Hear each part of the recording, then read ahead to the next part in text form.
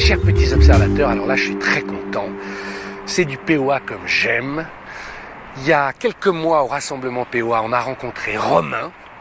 Romain, c'est un petit observateur qui a une XM V6 24 blanche, voiture mythique, et vous allez comprendre pourquoi, puisque moi-même je roule en C6. Et quand on s'est croisés, je lui ai dit, tu voudrais pas venir nous rencontrer, qu'on fasse une POA d'ensemble? Il m'a dit oui, sans problème. J'ai eu très envie de vous parler de la XM. Pourquoi? Quand moi, j'avais 20 ans, dans les années 80, les DS, c'était les voitures de manouche. C'était au fond du trou. Ça valait rien et c'était vraiment... on les bazardait. Et j'ai vu petit à petit cette voiture reprendre de la valeur, puisqu'on sait aujourd'hui ce que c'est qu'une DS. Elle est rentrée dans l'histoire et en collection, ça n'a pas de prix, si je puis dire. Et puis, j'ai vu la même chose avec la CX.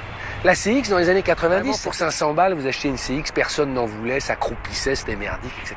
Et puis petit à petit, avec la mode des Youngtimers, etc., la CX est remontée, les Prestiges, etc. Maintenant, vous avez une belle CX pour 10 000 €. Enfin, je vous passe les détails, je suis pas un spécialiste. Et clairement, la XM, donc le haut de gamme, le fleuron de Citroën lancé dans la fin des 89, je crois en même temps que la 605, aujourd'hui, ça vaut plus rien. C'est une croûte comme voiture. Excuse-moi, Romain, mais c'est-à-dire pour le marché, ça ne vaut rien. Et c'est justement maintenant que c'est intéressant de regarder la XM, parce que je suis sûr que la XM va remonter, que dans quelques années, comme la CX, on dira en fait c'est une voiture géniale parce que c'est une voiture géniale. C'est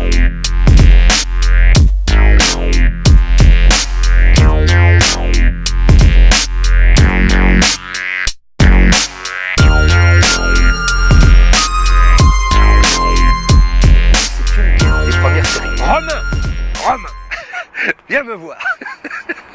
Romain, d'abord, merci. Avant qu'on détaille ta voiture, qu'est-ce que tu n'as pas 30 ans? Non, j'en ai 21. 21, merde, putain, c'est de plus en plus jeune. Là. Qu'est-ce qui fait qu'à 21 ans, on a envie d'avoir une XM V6 24 et une C6? Bah, j'ai eu la chance d'être bercé en Citroën toute mon enfance. Donc depuis que je suis né en XM un peu. Hein. Ouais. Et mon grand-père a une XM, mon père a une XM. Et mon grand-père m'a toujours parlé de cette voiture comme quoi c'était sa voiture préférée de tout ce qu'il avait eu. Et j'ai sauté le pas en achetant une 2 litres turbo CT à 17 ans et demi.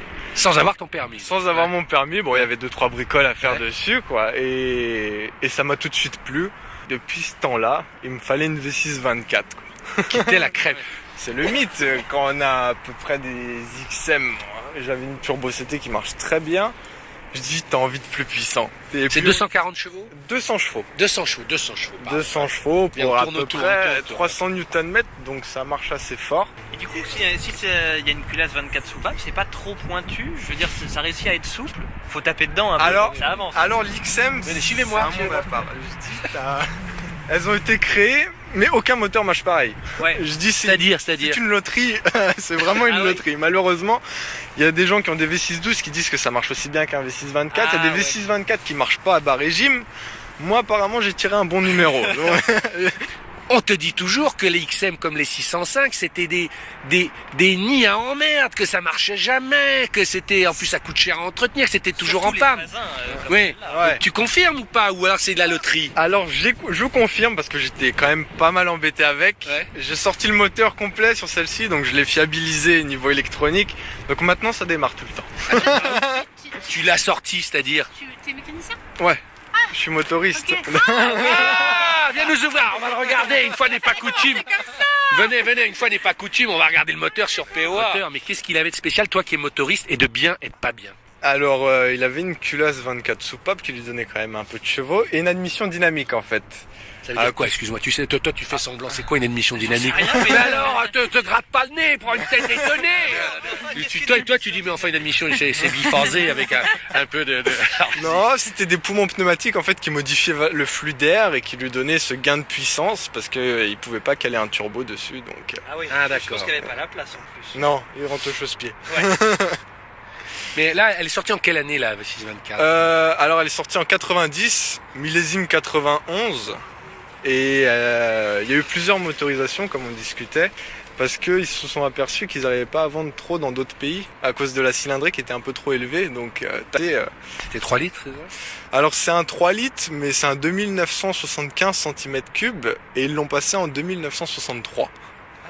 Et rien que ça suffisait. Et ça suffisait pour changer de... Pâté, là.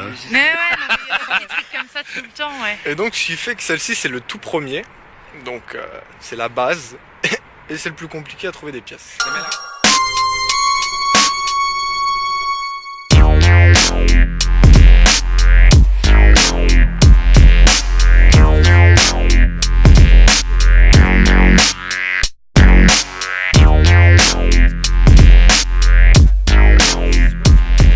Et c'était, tenez-vous bien, la première fois qu'il y avait du bois de série chez Citroën. Et moi, du haut de mes 23 ans, je disais à tout le monde, mais regardez, il y a du bois comme dans les Jaguars. C'était ceux qui s'en foutaient me disaient, mais il est fou. Mais c'était la première fois. Il n'y avait jamais eu de bois dans... Tu savais ça? Si vous voulez vraiment chipoter, je dirais Chipote donc, oui. Je vais chipoter. Les Citroën qui étaient fabriqués en Angleterre, notamment les tractions, avaient du bois. Ah oui? Celles qui étaient faites à l'usine de Slough en Angleterre recevaient une finition qui était très très différente avec du cuir, du bois, etc. pour satisfaire la demande. Tu vois, Tu vois pourquoi je l'ai fait venir? Ah non, mais moi, non, mais c'est une bible. Là, mais c'est une bible. Je sais que tu sais quel type de bois était-ce, l'essence? Moi, j'adorais les cuirs dans cette caisse. Tu vois, on est bien là-dedans. Il est hein. vachement bien et on parle souvent de la qualité de finition à la française qui est pas terrible, machin, etc. Regarde le ciel de toit qui a jamais été refait. Regarde les cuirs. Les boiseries sont peut-être un peu passées, mais les plastiques ont vieilli de façon complètement uniforme. Les cuirs sont en très bon état. Le ciel de toit est neuf et la bagnole a 25 ans et 220 000 bornes. C'est vrai que... Attends, bah, ouais. Donc La t'as 13e une double lunette arrière qui fait qu'en fait quand tu ouvres le rayon, Non mais attends, si t'en parles, attends, je suis désolé, on ressort tous, on est obligé de parler du vitrage. Non mais si t'en parles. Non mais je voulais raconter. Attends, viens, il faut le raconter. Excusez-moi. Alors, pourquoi l'histoire? Parce qu'on disait toujours que les Allemands voulaient que des tricorps. Nous, on aimait encore les haillons et on s'était dit, parce que dans les enquêtes, les gens disaient les haillons, quand on ouvre, ça fait un courant d'air, ça fait du bruit. Citroën, plus malin que tout le monde, a dit, on va mettre une vitre de séparation. Et comme ça, nous aurons les avantages de la volubilité, je sais pas comment on dit, du volume. Et bon. Mais moyennant quoi, c'était la fameuse... La manip, du coup, comment tu fais quand tu veux C'est vraiment... normal, il y a le petit loquet ici qui vient s'accrocher. Ah là, ouais, en fait. bah vas-y. Non, c'est chiant à remettre. Ah, c'est chiant, c'est bien un truc d'ingénieur, c'est que bon, génial machin, puis en fait dans la pratique c'est hyper chiant, tu le fais pas. Ça vaut combien? Je peux oser te demander, mais ça coûte combien une V624 en bon état? On va dire, ça vaut 3-4 000 euros, hein, on va dire en bon état. Tu te rends compte, ça vaut que 3-4 000 euros. Ah oui, c'est génial, on a encore. Puis c'est bien, il est monté en Michelin.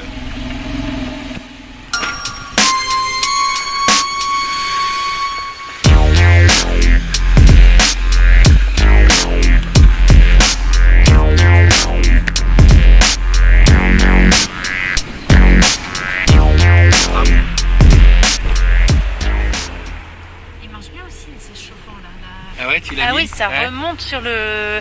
Non, mais si tu veux, dans mon IQ, j'ai juste les fesses, quoi. Là, t'as le dos en plus, c'est quand même super agréable. C'est comme dans la C6. Et en plus, comme le... Tu vois, ils sont vachement bien foutus, ces fauteuils-là. Ils ont un rebondi, là, donc c'est hyper agréable, ouais. C'est la luminosité qui est absolument incroyable, quoi. Et t'as l'impression d'être presque à l'air libre. T'as une sensation de liberté, souvent les vieilles voitures, parce que la ceinture de caisse est basse, et t'as des fenêtres absolument partout sur le site.